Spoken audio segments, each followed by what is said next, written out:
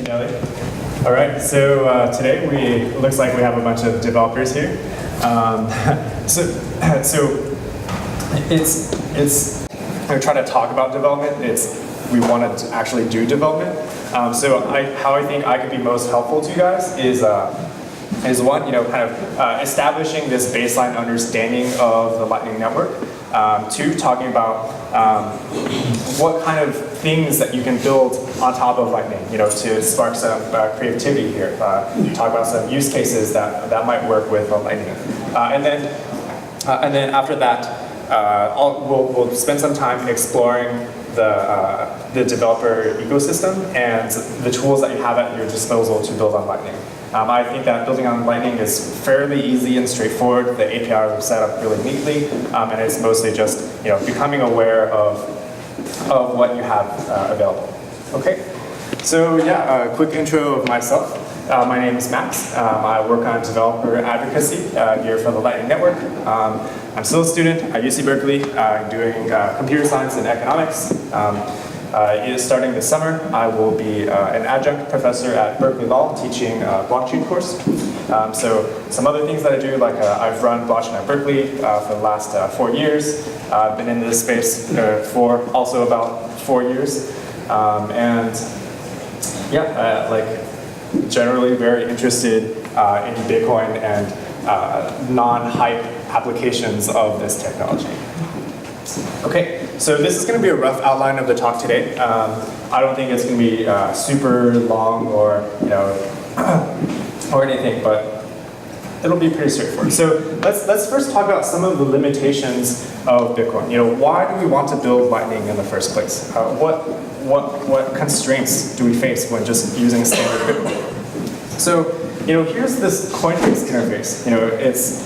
It's very easy. You just put in an address, put in an amount, and you can press the send button. But when you press that send button, there's a lot of things going on under the hood, right? So first, the wallet software forms this transaction, that conforms to the Bitcoin protocol rules. Then it's broadcast to this Bitcoin network, where all these other nodes of this network have to verify, okay, are these signatures correct?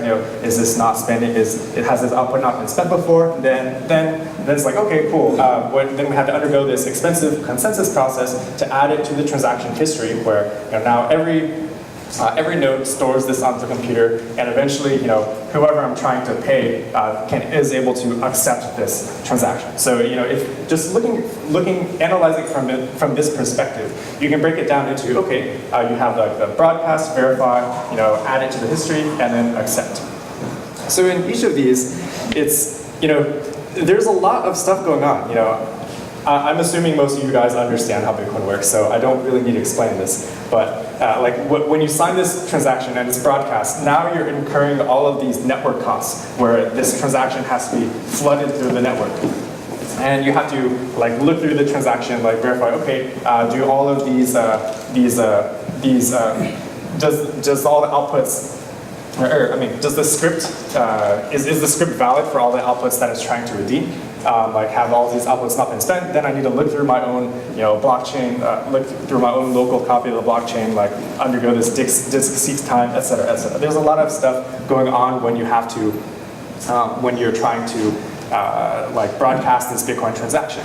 Then after a while, maybe, on average 10 minutes or so, some miner finds a block. Now, this other miners have to verify this block, and this 1 megabyte block gets propagated across the network, and they have to verify all of the transactions in this block.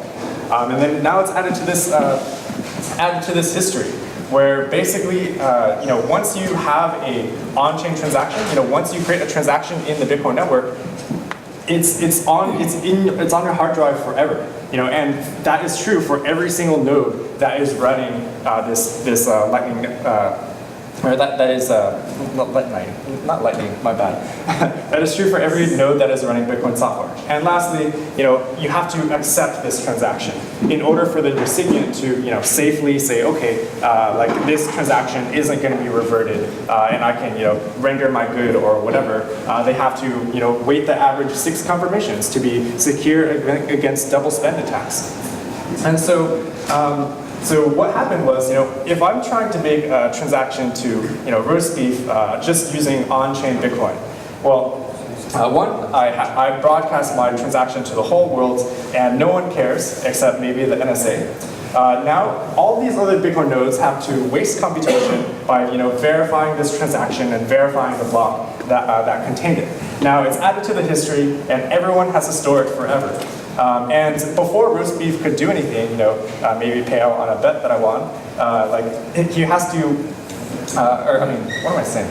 Yeah, he has to wait an hour before he can accept this payment. And furthermore, Bitcoin is constrained by this one megabyte block size. You can only fit, say, like 7 transactions per second allowed by the Bitcoin network. If we're trying to create this globally scalable system, you have to essentially up your fees in order to get competitive into sharing 7 transactions a second with the rest of the world.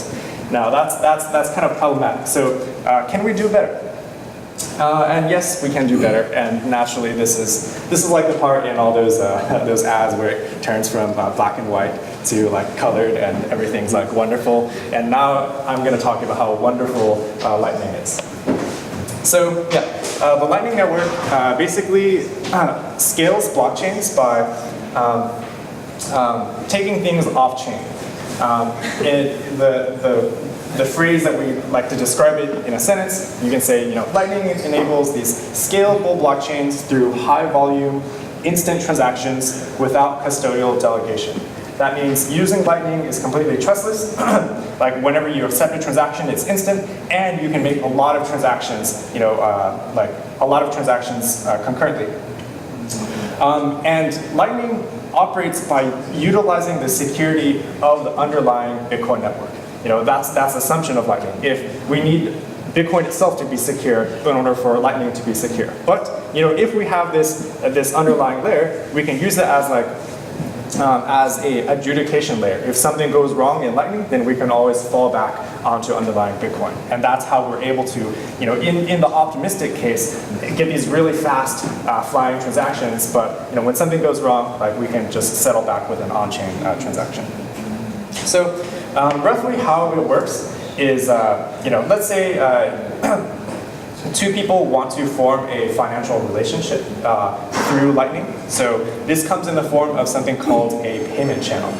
You go to a coffee shop every morning and you're always paying for that same $3 coffee. This happens already in real life.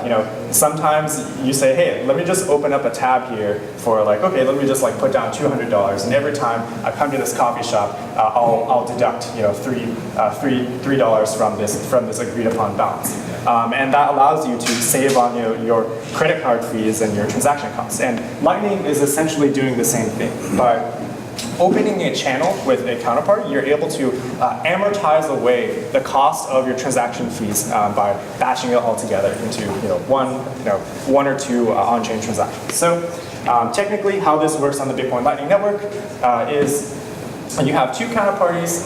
They will create a opening transaction or a funding transaction that opens this Lightning Network channel. And it's a output that requires 2 signatures to spend from this output. And what we're doing when we're updating the balance in this channel, which is how much money both of us have, is we have to sign a transaction that is spending from this original transaction, and that this closing transaction, so to speak, will have different amounts. Okay, maybe we started out both putting 0.5 Bitcoin into this channel. Now, if I want to pay you, we want to create a new commitment transaction, like a new closing transaction where I have 0.4 Bitcoin that goes to me and 0.6 goes to you. Now, this whole time, this transaction isn't actually broadcast to the chain. The only transaction that is broadcast to the chain is the original, funding transaction, which allows us to then, update the other transaction off-chain. So, so that's essentially how the channel updates work. But now, how do you make this secure? How do you make it such that If I, let's see, if I update the state a bunch of times and I'm paying you a bunch of times, what's to prevent me from broadcasting this old state where I had a bunch of money? So you need some way to revoke these transactions. And to do so, we just set up a mechanism where, okay, if you publish this, this current state, meaning you are attesting to the balance in this channel. Well, that means we want to hold you accountable because you're making a promise here. So we want to give the other person maybe a time of 3 days or so to maybe come up with a proof that you're actually doing something wrong. In the standard case, if you're a good person, you will nothing will happen. But if you try to broadcast this old state, the other person has the means to punish you. So how this actually works is when you try to publish this transaction, it says, okay, I can receive this money after 3 days, or the other person can take this money if they know the pre-image to this hash, and that is and whenever you revoke these transactions, you're basically giving the other person these hash pre-images, or there's other ways to do this as well. You can exchange the private key that allows you control over this address. The main thing to know here is that, okay, there is a revocation mechanism, and that's what keeps these two-way relationships between people on the Lightning Network trustless. You're not really trusting your counterparty, so to speak. You're only trusting them to the extent that, oh, I want to use you to, I want to make payments with you. They're never able to steal your money and take all the money in the channel. Yeah. I think this might be a good place to stop for questions, because that was a good amount of technical material. Yeah. So the channel, is that a data structure stored on chain or off chain? Yeah. So the channel itself is a transaction. So you have one Bitcoin transaction that has an output that represents the total amount in that channel. And what you're actually doing is you're updating an off-chain transaction that is spending from this on-chain one. Yeah. So does it mean it takes half hour to create a channel? Yes, that is true. It does take you want to wait the 6 confirmations to create a channel. Yeah, that was kind of my question as well. So what happens if I don't go to my normal Starbucks, as in your example, but a new one which I don't have a channel with? What will happen then? Because I've read about there's something you can route through other parties. How would it work in practice? Yeah, exactly. That's actually the next slides. So perfect. Yeah. So what happens if the payment channel goes down? What happens when the payment channel goes down? Yeah, very good question. So there's three ways that this payment channel might close. Let's in the standard case, both of us are online and we're like, hey, I'm moving to Canada or something. Let's end this financial relationship. And so you both just cooperatively sign this channel, and or what is it? You cooperatively sign this closing transaction, and that agrees on, okay, this is the current state, and because there are both signatures, you've basically proven that, okay, both people agree to this, then you're able to receive your money immediately. Now the other case is, what if your counterparty just, goes to Antarctica or something, and you've been trying to reach them for a month, and you still can't talk to them. Well, you don't just want to lose all your money, right? So that is the case where you can broadcast the current state, and because the other person isn't there to provide their signature, you can just wait the standard 3 days, 3 days, and then you get your money. Now, in the non-cooperative case, or the malicious case, where the other person tries to broadcast some old state in this channel, you don't want them to all steal your money. But because this is an old state, in order to that means that this state has been revoked, and you have a way to punish that person. So you simply go onto the blockchain, publish this, add this proof that this state is revoked, and you're able to take all of their money. So they are incentivized, in fact, to act honest because otherwise the other person gets all the money. You have to do it within like 3 days, right? Yes, you do have to do it within 3 days, and so that means if when you have channels open, you kind of want to be like active. So think of Lightning. Elizabeth says this all the time, but you should think of Lightning as like your checking account. You're using these for day-to-day transactions. Day-to-day spending, but you don't really want to put your life savings on there. Oh. Could I just make a clarification? So that's a parameter that can be set between parties as well.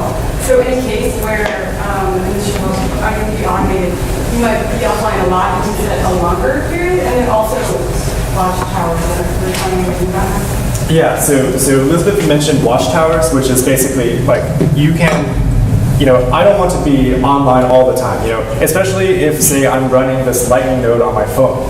So what I can do is I can actually outsource this task of watching this blockchain, because what you're doing is you're watching the blockchain for the other person broadcasting an old state. And this is done in such a way that you're not really trusting this person like in terms of stealing funds. Like they're not able to take your money, but they do have the mechanism to like automatically sweep the funds for you in case that there is fraud detected. Yeah.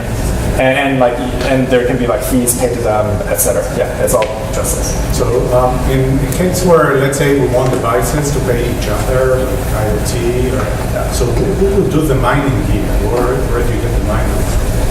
Yeah, so there isn't mining here. So actually, well, maybe the better way to describe it is the mining is actually all contained in the underlying Bitcoin network. We don't really talk about the mining aspect when we're talking about Lightning because we're talking about a protocol on top of Bitcoin. So who processes the mining transactions?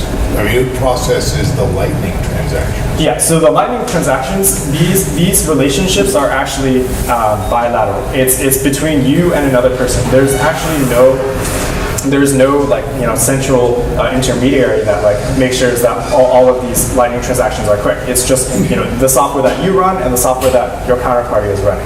So that's what allows the Lightning network to be decentralized while still giving you scalability. So if you see devices pay each other, so you think that each device will do the processing? I mean, and you assume that they have enough compute power to do that? Okay, so all right, let me take a step back.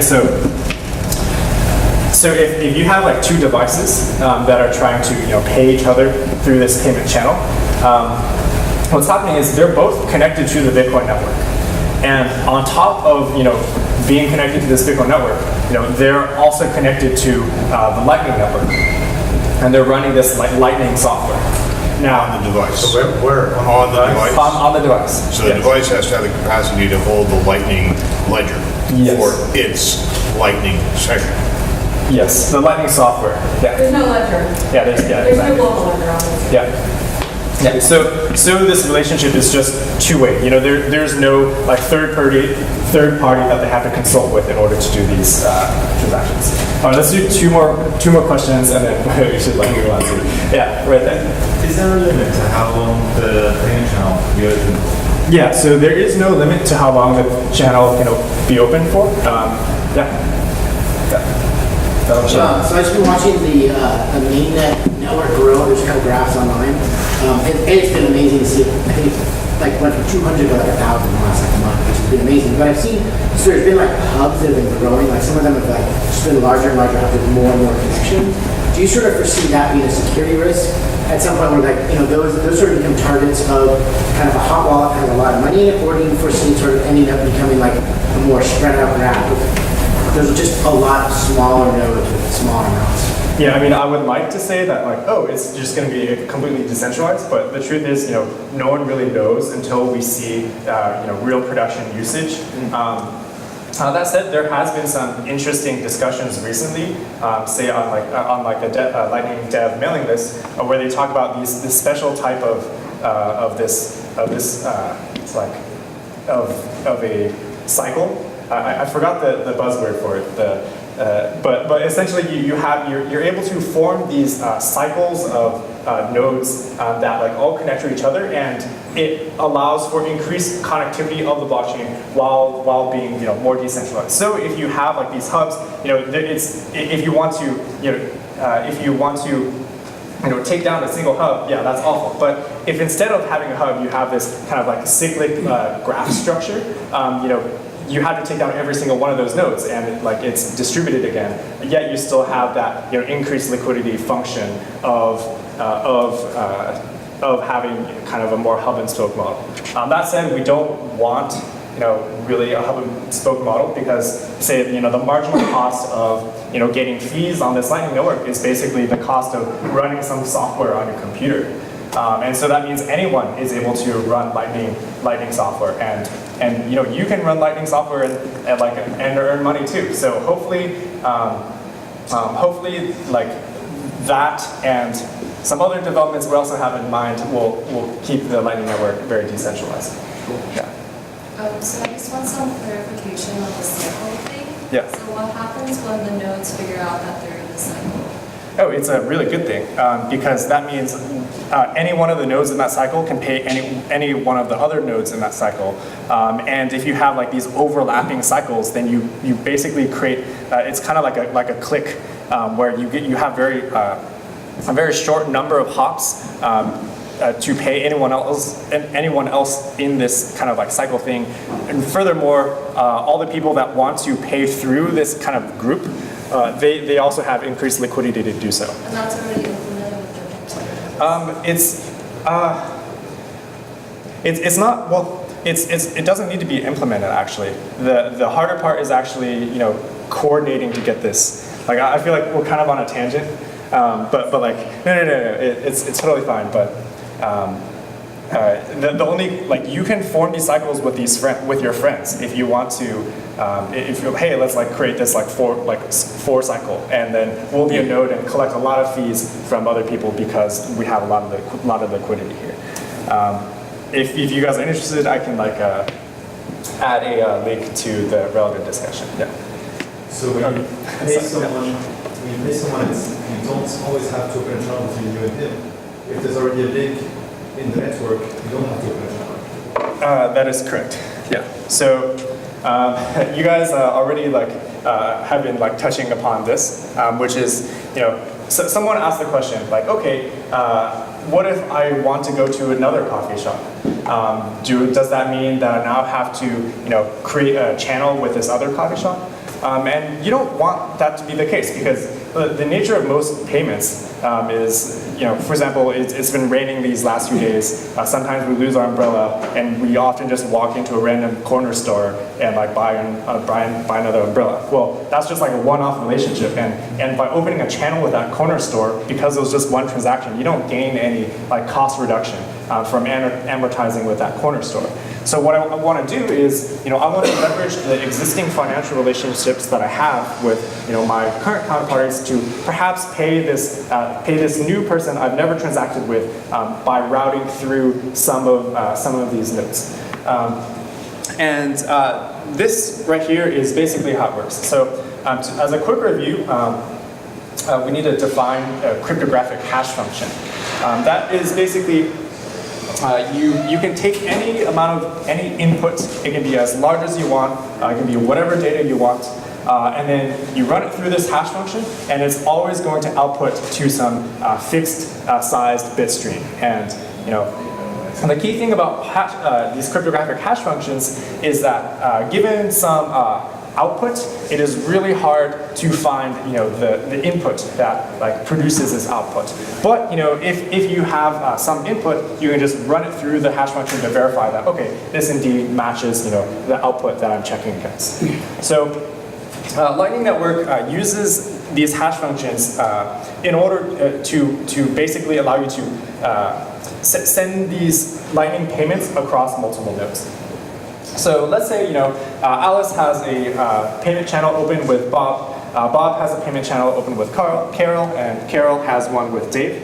Now Alice wants to pay Dave without having to open a new channel with Dave or create a new on-chain transaction. So Dave is like, oh, okay, cool, money. I'm going to be cooperative in this. So he's going to generate a random number R, and he's going to run it through this hash function, and it's going to produce this hash output H.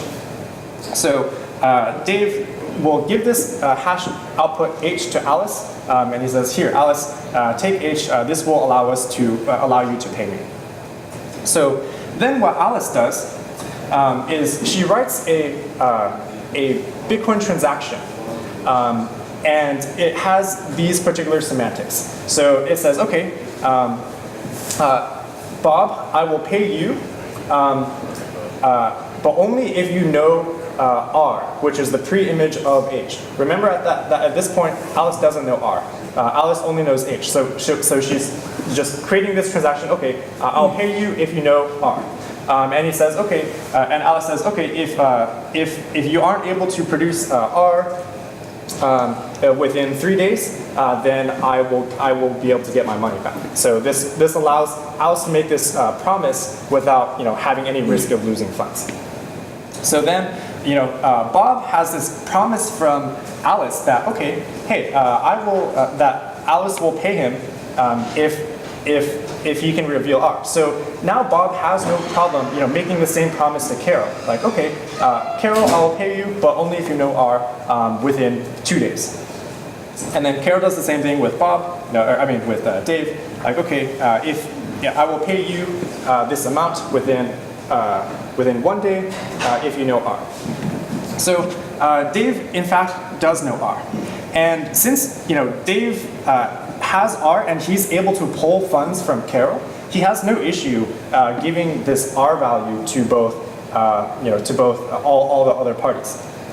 So Dave does that. So now that Carol and Bob both have R, Carol is able to pull funds from Bob, and Bob is able to pull funds from Alice. So in this scheme, you've basically settled in the forward direction. Everyone has a promise, has a mechanism to get paid, and no one is going to be scammed or lose money here. Now okay, we don't want to actually publish these transactions that we just formed because they're on-chain transactions. They're expensive. So instead, what we're going to do is we're just going to settle these, between every one of these relationships. So like, Alice and Bob, they say, hey, we don't want to use an on-chain transaction. Let's just terminate that off-chain transaction that we just made and just make a standard, channel payment. And that's what Bob and Carol also do, and also what Carol and Dave do. And so this way, Alice is able to pay Dave without having to, without having to trust Bob or Carol, and it just works really well. So through this mechanism, you're able to pay whoever you want that is connected in this Lightning network. You can imagine just a whole graph where all the nodes are people running Lightning software, and all the edges are just channels open between people. Now, any node that you can find a path to, you're able to pay or receive payment from.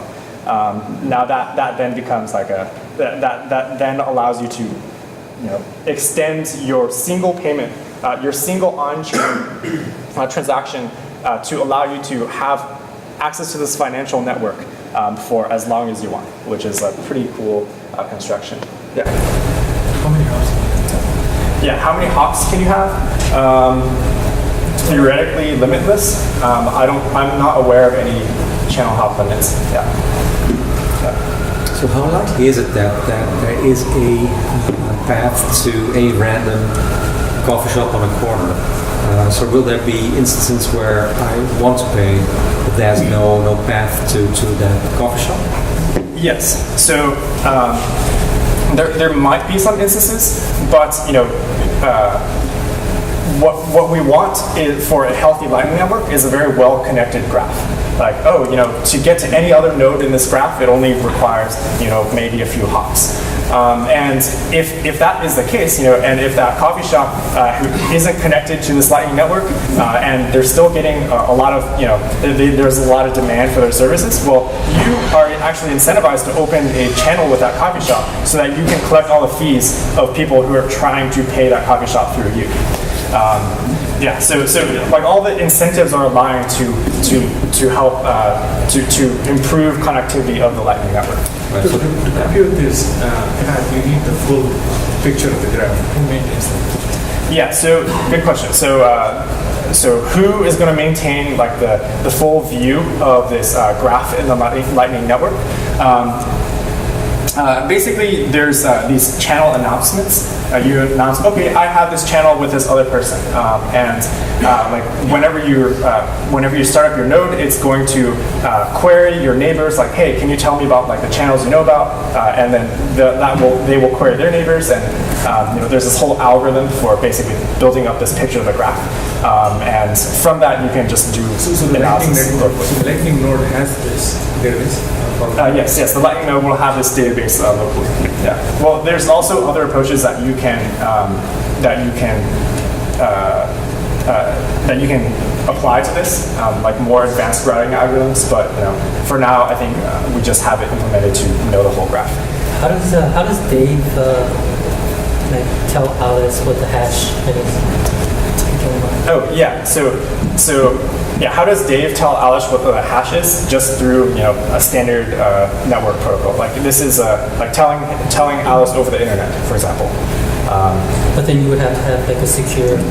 Yeah. So the graphic here, these lines represent channels.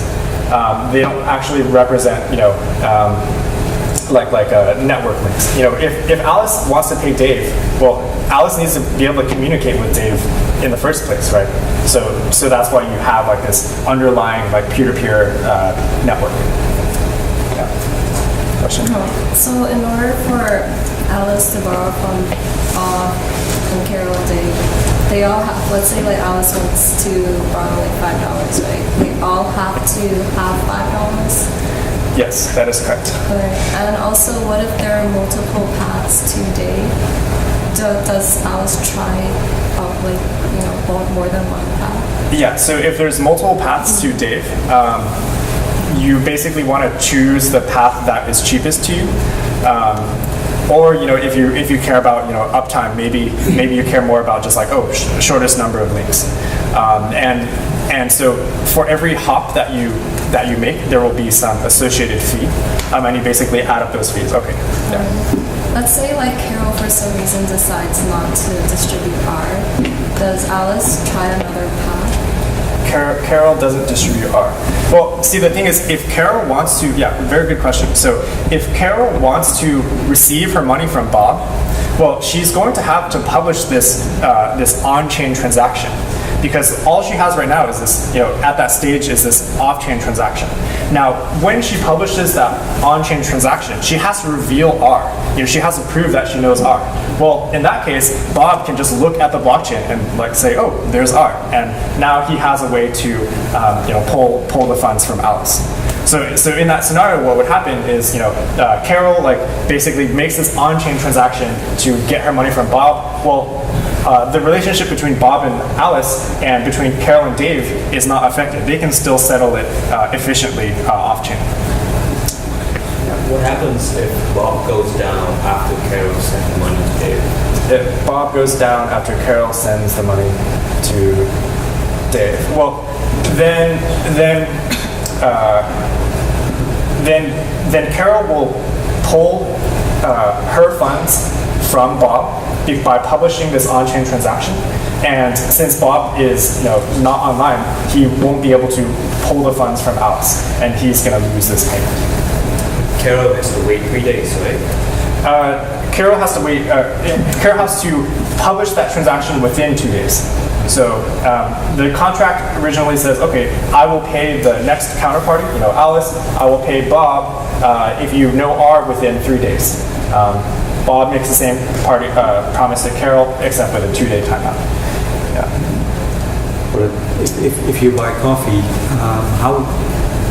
how will this 2-day timeout work? I mean, the coffee shop doesn't want to wait 2 days to get paid, right? Is there a scenario where it has to wait 2 days?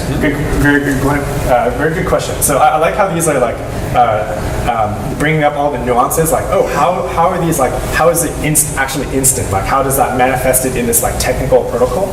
Well, what happens is like, you know, at this point when like Dave distributes R, you can consider this payment to be pretty much complete, you know, because everyone has a way to get their money from the previous person, and because everyone does that, and it's like a path from Alice to Dave. Effectively, Alice paid Dave. Now, like, because we want to settle this efficiently, we add this additional step of like, okay, let's actually just do, you know, a standard, you know, single like a standard payment within these two-way relationships instead of using these on-chain ones. So you can think of all these promises of like, okay, I'll pay you if you know R as safeguards. Like, this is what allows the Lightning Network to be trustless, and what allows you to extend this clearance across multiple hubs. Any more questions here? Really good questions. So when does the on-chain transaction actually happen in this case? Yeah, so in this case, there are no on-chain transactions because in this model, we're assuming that everyone already has these channels open. Where the on-chain transactions would come in if people want to if they want to open a new channel, like if establishing these channels in the first place or closing these channels. Yeah, question? So if there's multiple paths from Alice to Dave, is it possible for Alice to accidentally pay twice? Is it possible for Alice to accidentally pay twice? No, because Alice will choose a path. Yeah, she'll choose like, okay, I'm gonna choose this particular path, paid through Bob and Carol. Oh, okay, so she's basically just establishing the path all the way to Dave. Yes. So once you find it, then you actually send it. Correct. Yeah, and very exciting news too. We recently we started talking about atomic multi-path payments, which means that you can, if there are multiple paths to your destination, you can actually pay through all of them at once. And using some cryptography, you can guarantee that like either all of the payments go through or none of them do. And you know, this is a lot better for say like, you know, decentralization of the Lightning Network, because you know, it doesn't, if you're trying to make like a large payment across the Lightning Network, previously that would mean that there needs to be a large channel across, you know, every single node that you're routing through. But if you have multiple paths, you can spread that out through multiple like smaller channels, and it's also better for anonymity because like you can like mix up the amount that you're sending in that transaction. It's a lot of cool stuff going on.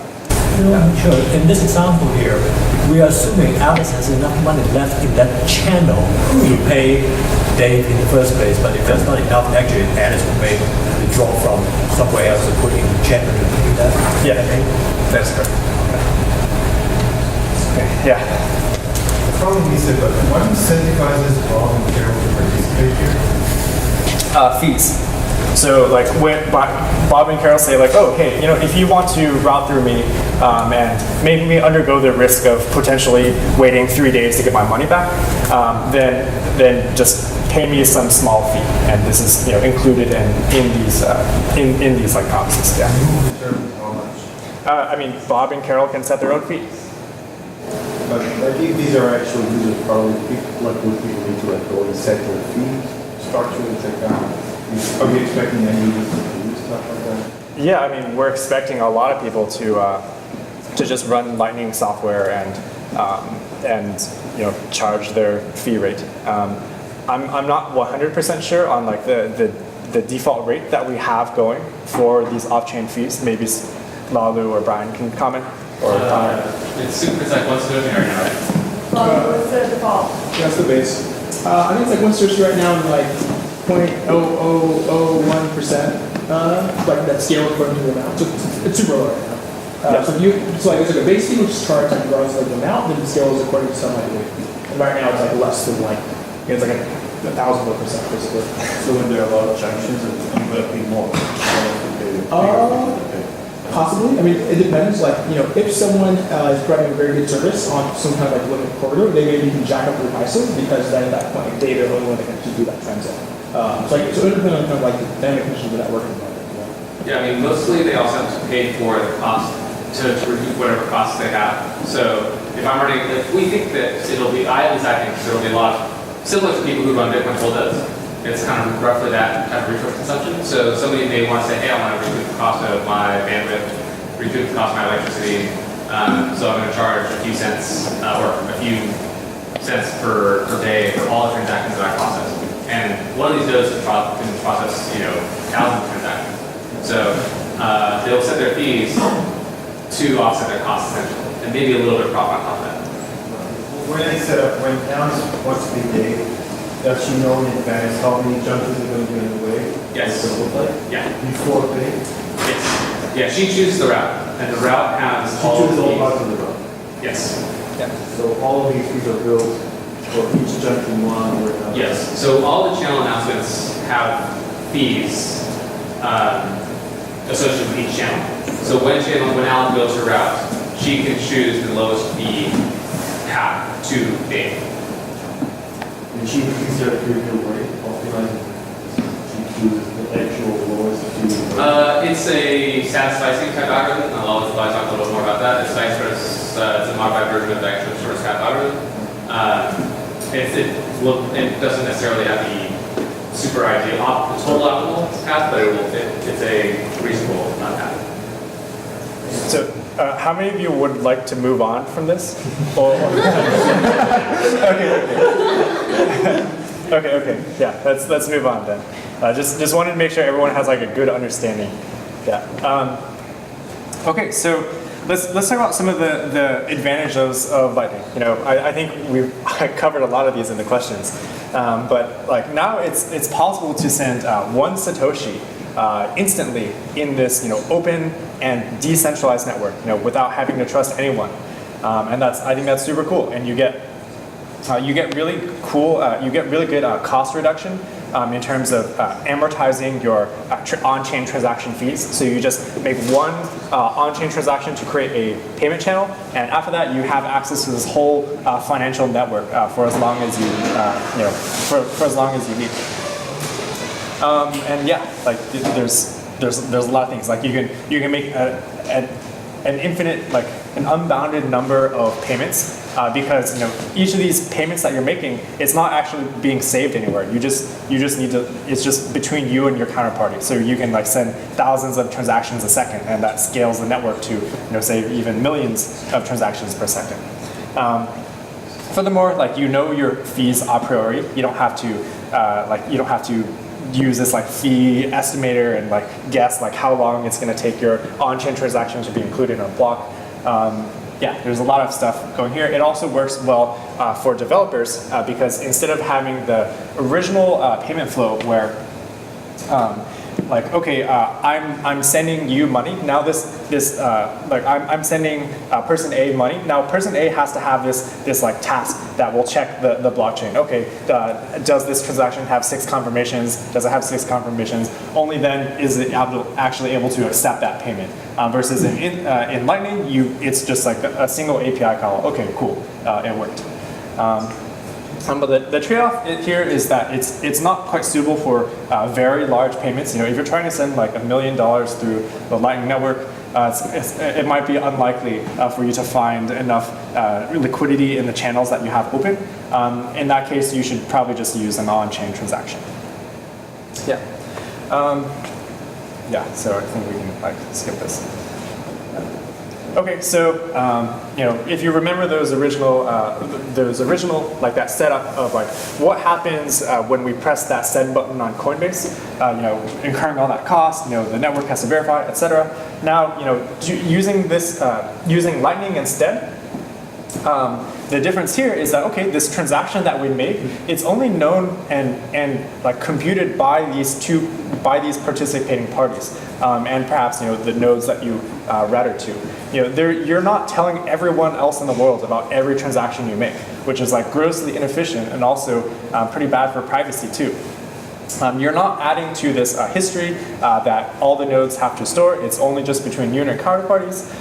And your counterparty can instantly accept this payment. It costs you Satoshi amounts in fees, like default fee is like 1 Satoshi, and there's no limit to how many transactions that you can make per second. Whereas the Bitcoin network as a whole, everyone on the Bitcoin network has to share 7 transactions per second.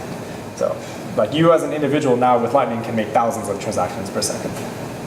Okay, so now you can finally buy Roger Ver a coffee with Bitcoin Lightning. Yeah. Okay.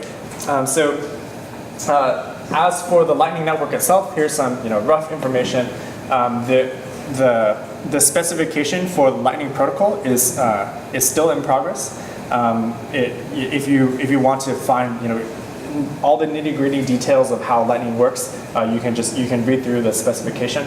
And there's about 4 implementations that are being developed. Here at Lightning Labs, we're building LND, which is the Go implementation. There's also Eclair, which is Scala. There's C Lightning, and there's Lit. As of as of pretty recently too, we made all these implementations interoperable. So you as an LND node can now pay the Eclair nodes, etc. Some other exciting developments recently is we did the first ever off-chain cross-chain atomic swap.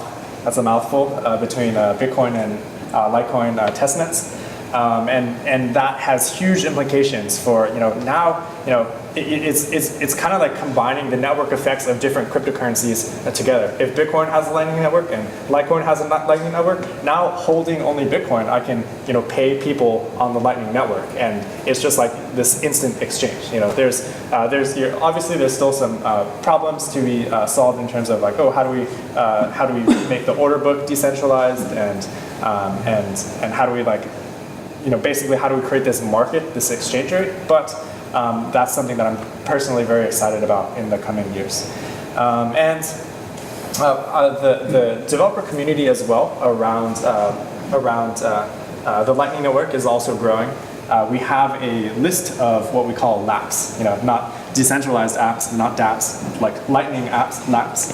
There's 33 laps on this page that you can check out, you can interact with. They're hosted somewhere and click around. And it comes from a whole variety of ideas that people have implemented, from developer tools to games, to video streaming, to visualizations of the Lightning network itself. Yeah. I think there were one question. Yeah. Yeah. Two questions actually. So I looked at the GitHub repos of Eclair and Lightning D, and they all seem to be focused on desktop. Lightning D is C. You would think it would be mobile, but it only runs on Linux right now. It's a Daemon. Eclair needs a full Bitcoin node on the same machine. It seems that this makes a lot of sense for mobile. So my question is there any development going on that specifically targets mobile? And the second question I have, the cross-chain swaps. These swaps are taxable. Is there any way, is that taken into account? Because at the end of the year you're supposed to pay tax over that transaction. Yeah. So I mean, the atomic swaps are in the future. It's probably at least a year out, I would say. I'm just talking about it because I'm very excited about atomic swaps. Yeah. So I would imagine that when we implement it, we would also eventually also want to build tax accounting for the swaps. Yeah. So the mobile. Is there any mobile development? Oh yes, yeah, and there is a desktop and mobile app. Can I comment on that one? So right now we also built a desktop app.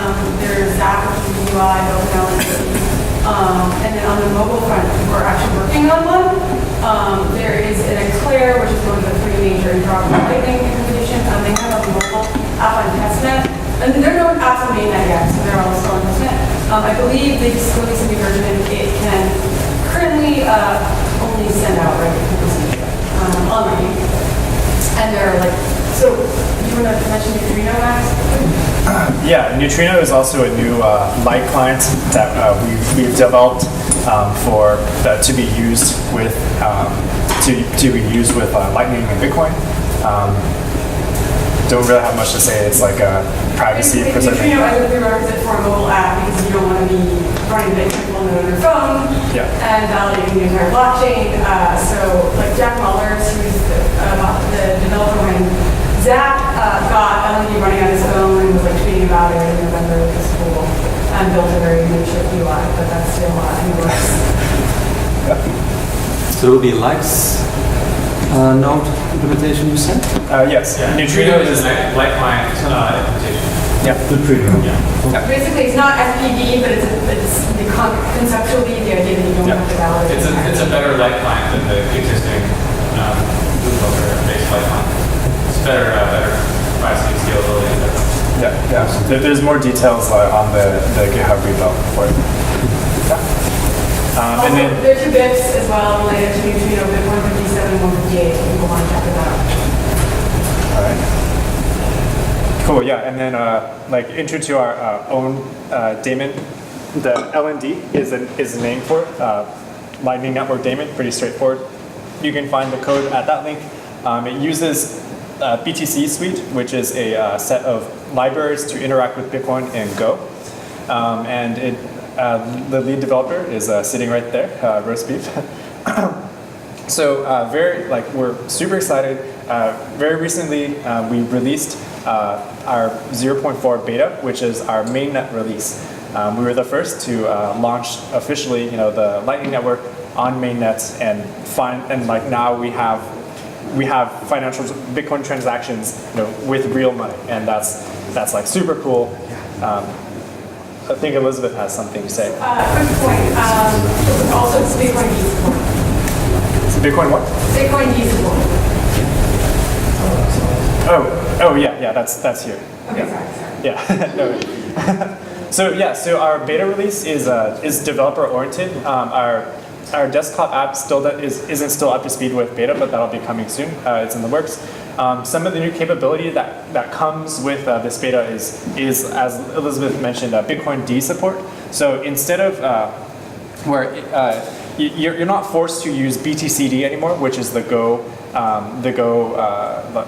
library to interact with Bitcoin, you can use Bitcoin D, which is Bitcoin Core. Now there's a lot of other features like easier backup and recovery from data loss if something goes corrupt or something goes wrong. There's much better fault tolerance, meaning that if your electricity, your hardware, your network goes out at any time or your computer shuts down, you're not going to lose any money by making sure that everything is properly persisted to disk. There's smarter pathfinding where if you're trying to make payments and this route fails, okay, for the next time that I make a payment, I'm going to try a different route. Pretty straightforward. There's now some multiple subsystems for doing this kind of this contract resolution in the case of a malicious event to make this a bit more streamlined.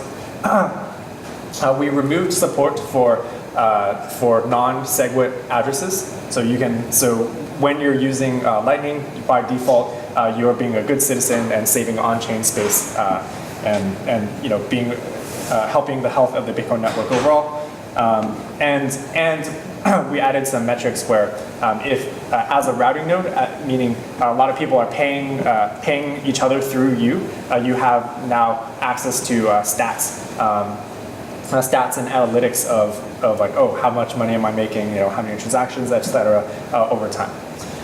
Lightning Labs itself recently raised a $2.5 million round, pretty exciting, and and we're doing an ICO. Just kidding. Someone mentioned the idea of OSINT tokens, so I had to include that in there. Yeah, how are we on time? A little bit. I'm short on time, but I'll just spend just a few slides talking about use cases, and then point you guys to the developer site, and then we'll wrap it up, and then we can like talk about questions. Any questions? Okay. So we basically understand what Lightning is at this point. You have a high volume of instant, very low fee payments while retaining the decentralized and trustless nature of the underlying Bitcoin network. So what are some of these use cases? So I've categorized them into a few rough groupings. A lot of people talk about, for example, the standard media use cases. Like, okay, we can have micropayment paywalls where under this, say, like freemium model, where I will read maybe the first few paragraphs of this article. If I find that I want to keep on reading, then I will just like click this button, and it'll reveal the rest of the article, and and there you go. Like I paid like 1/10 of a cent to view this article, and presumably this is better. This is a better revenue model for people producing content. You can also pay for every video that you watch. If you want to get really granular, you can pay for every 5 seconds of video that you watch. You can also do payroll by the minute. Like every minute that you're working, you're getting paid. And this is actually, this might actually be useful because what happens in our current model is through the course of a month, a company is accumulating money to be able to pay off the payroll, and you as an employee of this company, you're like draining your checking account over time, and so you have this reverse saw of like, oh, like capital inefficiencies. So presumably if you can settle instantly with Lightning payments, that will be a lot more efficient for the economy overall. And if for some reason you want to take all the economic inequalities of our existing system to our game worlds and virtual worlds as well, then you can implement games that have Bitcoin as the payment, as the currency. There's also some, some of the standard use cases, like, okay, we can use Lightning for machine-to-machine payments. It's like very well suited for all sorts of micropayments. IBM Adept talked about, for example, like, oh, you have this scheme where your TV is at peak hours for the owner, and the laundry machine is competing for electricity, So in order to decide who gets to stay on, the TV like pays the laundry machine to go delay its cycle for a few hours, like some like crazy stuff like that. You can pay for metered energy for maybe even like charging drones or charging your Tesla. And then there's also some technical use cases. One that I'm particularly excited about is a DDoS-resistant internet. Currently, our internet, it's free to send payments, to route payments through it. Wait, what am I saying? It is free to send packets through the internet. I'm a little bit tired, sorry. But if you're able to embed a Lightning payment in every single internet packet that you send, and say like, okay, in order to do a TCP handshake with this server, you actually need to like just send a small amount of Lightning payments. That makes it prohibitively expensive to launch DDoS attacks. There's still some like assumptions there in terms of like, oh, like we have to make sure that like accepting the payment itself is also not something that is expensive, but there's an idea. You can also implement, say, like anonymous API tokens, where now instead of having to have an account at, I don't know, the Twitter API or something, I can just, for every API call, I'll just embed a Lightning payment in it and just pay per usage, and that's hopefully a better model too. You can also pay for internet by the megabyte. There's also some purely financial use cases. So I think that high-frequency trading between cryptocurrency exchanges is going to come about once you have a Lightning network. especially once you have Lightning integrations. You can do decentralized exchanges, which has this whole other world of like good things, and potentially you can reduce the risk of theft at these centralized exchanges. So instead of giving your money to the exchange to hold in their wallet, what you actually do is you open a Lightning channel with this exchange, and in this channel, both of you have your side of the balance. Now, if the exchange gets hacked, the only money that can be stolen is their side of the channel. You're not by default holding your money at the exchange, and whenever you want to make an exchange or whatever, you can you just pay to the exchange through your channel, and that's the only money that you have at risk. So potentially Lightning can help mitigate the risk of theft, and every week we see like $100 million hack going on. Yeah, and then lastly, as kind of lastly, I want to talk about some of the just standard blockchain use cases. So recently, not recently, but a lot of people talk about okay, why do you actually need a token for these ICOs? It's really hard to find any really good reason. I'm also of that opinion. And I also think that Lightning is a good way to prove to people that you don't need a token. So all of these services and products that these ICOs are saying that they're gonna want to build, hey, you can actually build that on Lightning. So instead of their token. So for example, you can build storage on Lightning. You can do computation, oracles, whatever arbitration, whatever things these ICO land can come up with, you can build on Lightning. And conveniently, because the blockchain space is open source software, you can take the portion of their software that handles, I don't know, the storage and the computation part, and you can just port that over to Lightning and use Lightning as the payment layer, and therefore you just saved a lot of engineering cost without going to jail for raising a bunch of money. Yeah, so there's a lot of other stuff too. You can do trustless, efficient. You can do fair off-chain betting, but when is gambling really fun if it's fair? And you can also experiment, with some game theoretic protocols, using your knowledge of economics. One idea, for example, is if you have Reddit that actually has paid upvotes, where every time that you upvote, you make a payment, and it's distributed to all the people that upvoted before you.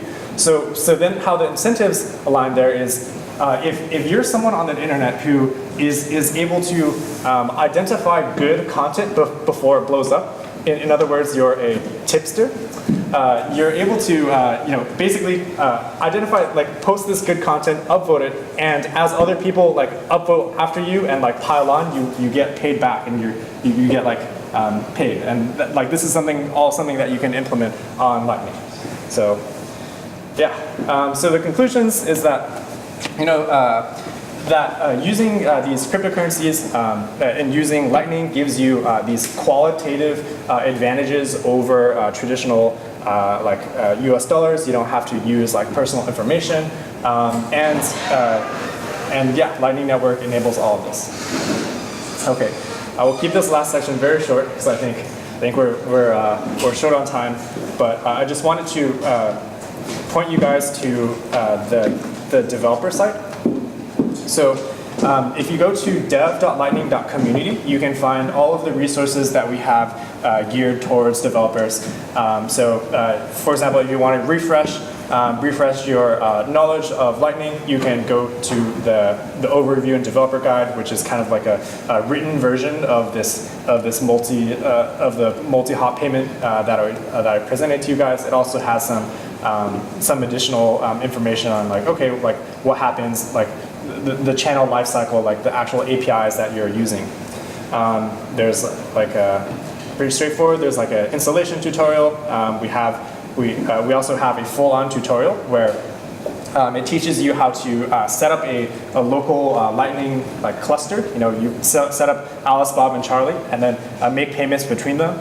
And then in the later stages of this tutorial, you learn how to connect to this using gRPC, which basically gives you these nice APIs in a set of languages like Python, JavaScript, and then you attach actually a micropayment paywall on top of it. So we called it Lightning CoinDesk, and you can like test with this like UI that we built, like, oh, actually making payments, and this is all on your machine. The one other thing I wanted to show you, or maybe two others, is we have a resources page, all linked to from the homepage, where you can find like, okay, all sorts of like ways to learn about the Lightning Network ordered by difficulty, and we also have an API site where you can like look through basically, okay, like how do I interact with this particular method with Python gRPC. And then lastly, if you're going through all of this, maybe you run into a problem, you want to get some help. We've set up Slack here. So here's a link to an invite link to our LND developer Slack, where you can meet other people like-minded, passionate about Lightning, and get help for whatever you need. So yeah, I also find that Slack is kind of like the Stack Overflow of our Lightning. You can, whenever you have a bug, you can just like copy paste it into the Slack, and usually someone has already asked that question. So yeah, I guess I'll just, any last questions before we a couple questions, related. First, why does the scope of Lightning Labs work? What are you gonna do? So the implementation is going to work. Is it going to be like a user-facing product, or is it user-facing only? Like, where are you guys going to stop? The ecosystem, what are you going to leave out later on? And the related question is, what is actually the business model for you guys? And I guess also for other companies that they do Lightning Network, because it is, like as far as my understanding, it is related, of course. Okay, you guys are building open source stuff and leaving the community for free. Thank you very much, but I'm sure that's not the business plan. Yeah, I'm going to answer that question. Yeah. I missed it. The question is, how does the company make money? And why are you giving away free? Yeah, how does the company make money? You didn't take it. What is this local stuff that you put in? Yeah. Are you going to be connected? You go to the user-facing wallet? Sure. So our software is called LND Lightning Network Daemon. It is one of multiple interoperable implementations for the Lightning Network. Ours was the first to reach its beta milestone. Hopefully others are coming soon. We have this whole collaborative process on the Lightning specification. Major participants have been Fang, the creators of Declare, developers from Watchtowers, the creators of C Lightning, Jim Hosen has been involved, who's from Coinbase, so there's been and then a variety of just different developers coming from around the world. For our company, as mentioned, we are not isolated. We're kind of like the counterpoint now, actually raised a normalcy ground, go figure. Shipped a working product. But we're going to have so our, and we're not saying exactly what yet, but our model is to build infrastructure related to Lightning. The protocol will always be open source, and anybody can be there. There's a specification online where you can actually go and you can build your own Lightning implementation on the basis of the specification. So our implementation of the protocol are always going to be open. For Lightning to work, there will need to be quite a bit of infrastructure around it. So we have a lot of really interesting ideas around that. And then, as Max mentioned, the cross-chain swap technology. So Lalo especially has been brainstorming some really cool and counter back there. Has some ideas around that. So basically, we build infrastructure and products and services that make Lightning work, but the protocol is different. So it's up to you to build all the apps on top of it. And supposedly the model is going to be similar to, say, MongoDB, like the company, which MongoDB is open source, but if you actually want to do that, you want to stuff you can run, you want stuff like that, that's where they make money. I think it's a little bit different because we are in this kind of financial infrastructure realm, so there are certain ways that we can monitor, they can't really do, say, swap stuff in the way that we can, but sure, the protocol is open, and it will Couple more questions. I have a question regarding the Alice base day. Oh yeah. It's a simple question. What happens if the Dave sends age, right? The hash. Yeah. But let's say Alice and Dave are colluding with each other. But then nothing happens. So the Dave can keep sending more and more H, but he will never send R. I mean, the option is not to get paid, but just to spam the network. Well, so in that case, it's like we're trying to scam Bob and Carol, right? The extent of what happens to them is like, okay, they made, like, Bob makes this promise to Carol, like, okay, I'll pay you, if you know R within 2 days. But because Dave never sends R, well, Bob is just able to publish the transaction and get his money back after 2 days. And next question is there any advantage to running Lightning node also as a mining node or a full Bitcoin node? Is there any advantage? I mean, Oh, their mic is dying on me.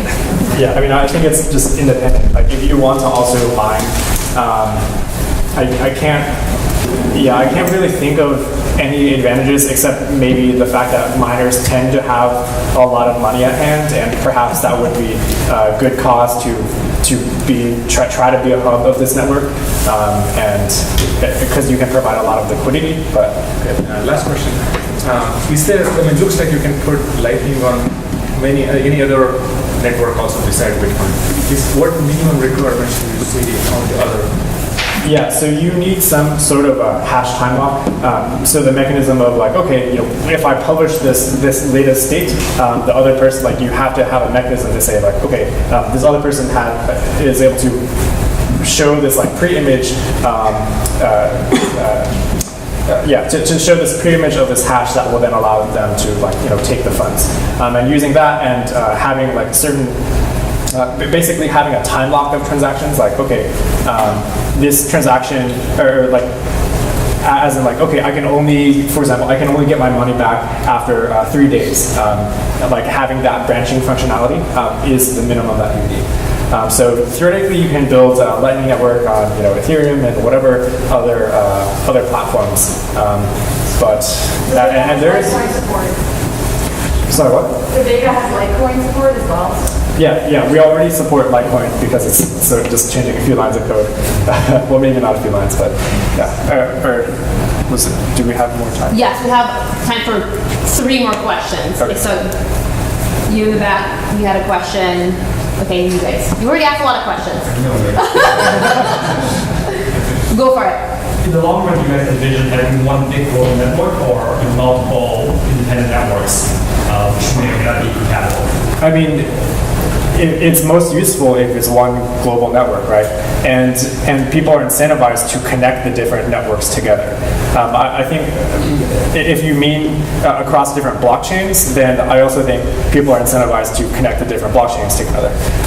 So I think I see Lightning as not just a scalability mechanism for Bitcoin, but also as an interoperability protocol between a whole bunch of different blockchains. But we don't talk about that too much because there's a lot of engineering work that needs to be done first, and we need to focus on that. Oh, so you mentioned a lot of use cases where you would basically embed a Lightning transaction inside a packet and stuff like that. And I was wondering, like, why could you do it the other way around? Like, can you add like another additional payload on top of the Lightning transaction, since it's like basically like Bitcoin transaction, but you guys have your own network, so you can build on top of it? Yeah, so you can. I mean, currently you can, and we actually do utilize that for other stuff. For example, the multi-path payments. But I think there's like a limited amount of space. That's not to say that we can't, increase the amount of space increase the amount of additional payload that we can add with our payments. What do you mean by space? As in, we only have 50 bytes or something like that of space to do something cool. Why does it need to be small? It's for efficiency of the network. I think this is more a question that Lalu or Connor can answer. It's basically he's asking about with every Lightning payment, there's some additional payload that we can add. And I was saying we're already kind of using that for some things like multi-path payments. It's like a few different bytes. Then we add it. So why can't you like embed like a video packet inside the Lightning transaction instead of Because that's being very big, and also because like in new things where we ensure the packet remains fixed size throughout the entire route. Because otherwise, if it shrinks, then you can kind of like discern where you are on the route. So that feels like you don't just send like okay, like a video over the network. That can never happen to like later happen to television. But you can basically use like the packet, the payload to like signal something about the video, and give like a decryption key to the pass, and then do all that onto this.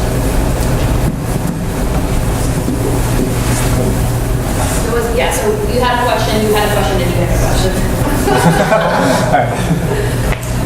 And then we do have to get out of here, so to the bottom. Are you guys adding multi-sig support to the line? That's a complicated question because I think that kind of implies like multi-party channels, which is something that we've talked about and would be cool, but like it's on the queue, like where, and we don't know where on the queue it is. Yeah. So, just out of curiosity, in this example about Bob Carroll Day, does Bob and Carroll get the full routing information as well, or is that obscure? The full what information? Do they get full routing information, routing information? So, for instance, like some other organization wants to monitor all this. Yeah. So Lightning payments are actually onion routed.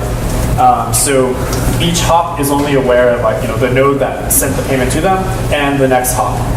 And so the sender of this payment determines the path of these transactions, and that makes Lightning better for privacy. You can read more about the onion encrypting of transactions in the specification. Last question. So you mentioned that because of the liveness requirements, and people being mostly mobile nowadays, you guys are assuming that there will be Watchtower services, right? That watch the network for a person who might be offline, and if someone is trying to cheat, basically go to the chain. Now, I think it's fair to say that there are significant parties in the Bitcoin ecosystem which will be served by showing that the network is unreliable. They have incentives to do that. So what happens is there are things Watchtower services, they're big, because it's brands, people trust them, and then someone decides to DDoS these Watchtower services or these one of the major ones, just to kind of cause maybe the system and establish the idea that network is not trust. Wait, so I think I missed like the last or like. Oh, do you want to answer that one? Yeah. Yeah, I mean, okay. So a few days. Not necessarily. So it depends. The time watch is variable, and if you're working on the safer side, you don't have to be longer. But also, these servers may not also be publicly open to the internet, right? So I can maybe only to few clients on the net, but not myself. But it also needs to be ongoing, right? It needs to be a multi-day thing, and that's why we spend a lot of money on that. Just maybe that's like that. So maybe at that point, maybe after years.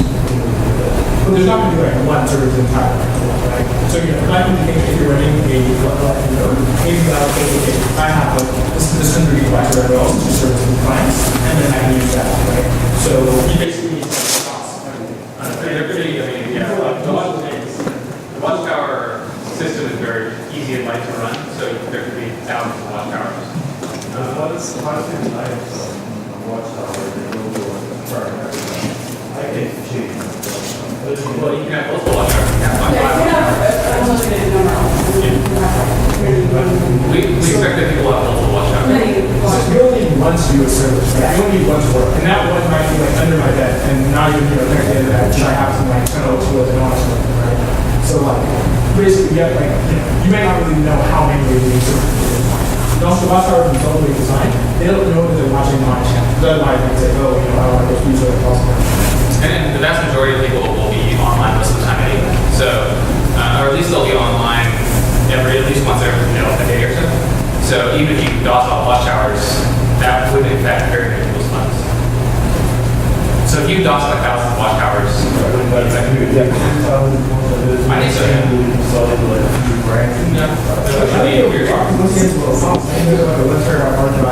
so. Yeah.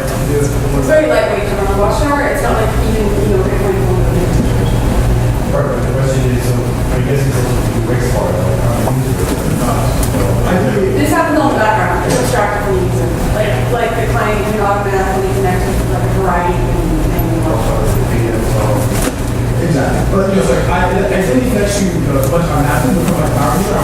one that, is in my room, I do my phone onto that. Right, so now I can do like breakers in my house and put it on my computer. So like,